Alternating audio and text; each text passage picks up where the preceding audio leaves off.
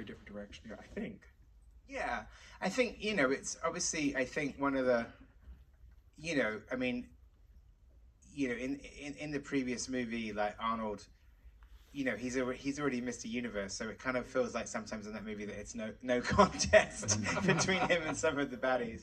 I think that the whole thing with this, and there was a big part of the book for me, is that he has this everyman quality, and it was finding somebody that you could really root for, who feels like, that him, and even though he's like, Glenn is like, he's a total movie star, but he does have that kind of regular guy feeling to him. Although I wish I looked that good in the towel. But the key thing is that I think he needed to feel like somebody that you would feel like was out of his depth on the game. And, like different films with different kind of roles, but I always thought about the first Die Hard, like, even though John McClane is a cop in that movie, he's still totally out of his depth in the movie. Like, he's not on home turf.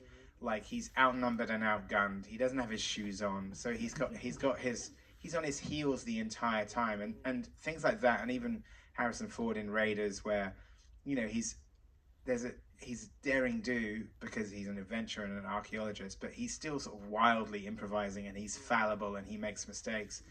And I think those are things, we kept returning to those. Like, there are lots of action movies these days where the person that you meet who's the main character is already the best at what they do. Right. They're kind of invincible. Yeah, I mean, so there's a level of, it's not as much suspense in it, because you kind of figure that if they're already set up as being the best hitman or the best spy, there's a sort of feeling that they're not really going to be in that much trouble. Where I wanted, like, Ben Richards and Glenn playing him to feel like he could sort of die at any moment, and he's kind of like winging it half the time, because he doesn't really have a plan, and when he does have a plan, it goes to shit very quickly. So that was something that was very much in the book, as it felt like even in scenes when he's not running, there's this kind of low level sort of panic attack feeling. I mean, one of the things that was very much in the novel that I really wanted to bring into this is scenes like when he's in the hotel in New York and nothing is actually happening, but he's imagining that it might, and that's enough to freak him the fuck out and get out of there,